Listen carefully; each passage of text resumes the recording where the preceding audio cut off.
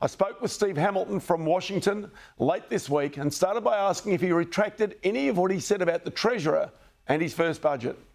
G'day, Ross. Not one bit, to be honest. I feel hearing those things, I kind of think, well, maybe I was about right. So I think, a lot of people gave the government and the Treasurer in particular the benefit of the doubt. We had a new government. We didn't know a lot about them. We didn't have a lot of detail about what they do. So a lot of people gave them time. Oh, wait one more budget. Wait one more budget. Well, we're about to see budget 3. And to be honest, I think the government's scenario is exactly what a lot of us feared back in 2022. And what did you fear back in 2022? That the government could not control spending?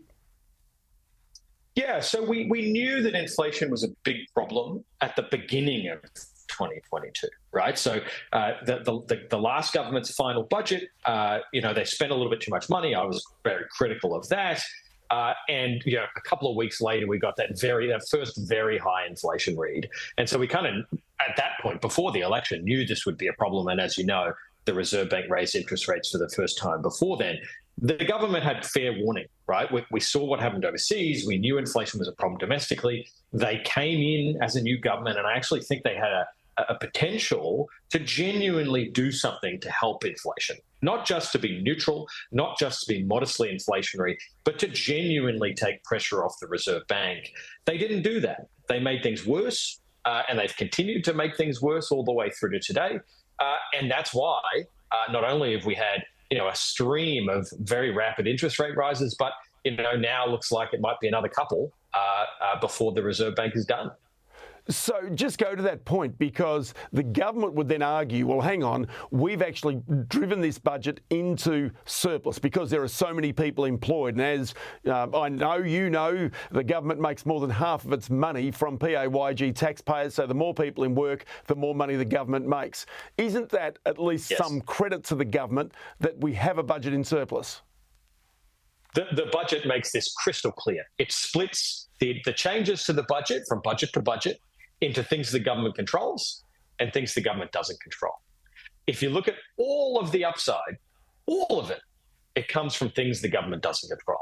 It comes from strong economy, this COVID overhang of spending, high inflation, all of these things have improved the budget. The things that the government does control have actually made the budget radically worse off. In the last budget alone, there was $12 billion of additional spending that they decided to engage in.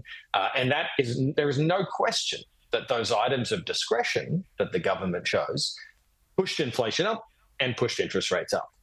When you combine that with a lot of these other measures, like the very robust support for minimum and award wage increases, which pushed the wages of millions of people up, you put all of this stuff together, the off-budget spending, it adds up to a fiscal position that, whether you like it or not, is genuinely inflationary. Now, what we needed to see was the opposite, right? We needed to see the government step back to pull money out of the economy to take some of the pressure off the Reserve Bank. So we didn't just have to kill this thing with interest rates alone. The government chose not to do that, and now we all face the consequences.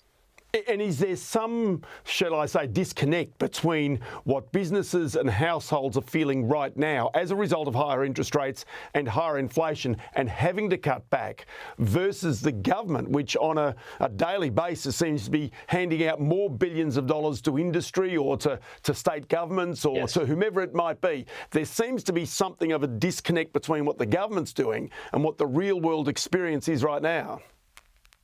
Yeah, there's no doubt about that.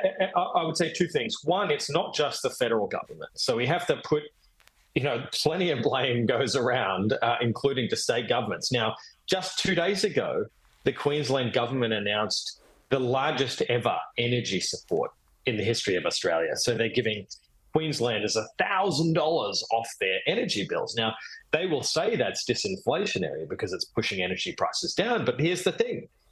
If people use as much energy as they would have used before, then you've just given them $1,000. And what are they going to do with that $1,000? They're going to go and spend, right? So, we had this bizarre argument from the government that all of these measures are not inflationary, that they're not going to push demand up, that they're not going to make interest rates higher. that's just false, right? From any reasonable economist I speak to, no one believes that. And these state government measures add a significant inflationary pressure to the federal ones, not to mention, a huge demand for infrastructure spending, which is putting massive pressure on the labor market, pushing up housing costs, pushing up construction costs, which have been a big part of inflation.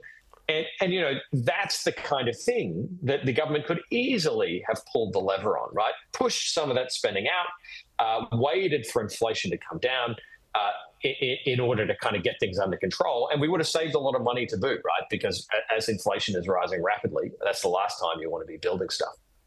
But then on top of that, there's also the tax cuts, the stage 3 tax cuts that are about to come. And they deliver about $25 billion a year in terms of extra money in consumers' pockets, in the public's pockets, over the course of the next at least 4 years in the out period of this budget. So that, again, is not going to prevent inflation or spending from taking place. People are going to spend that money.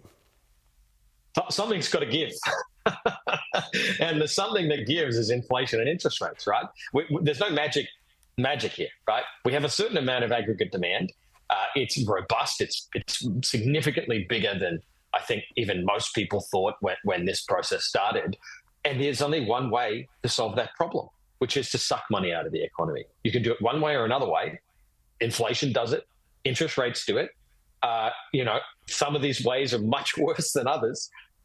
And again, if we had a government that understood its kind of role here, understood that it actually did have the capacity to help solve this problem, I think that would have been that would have seen interest rates rise less.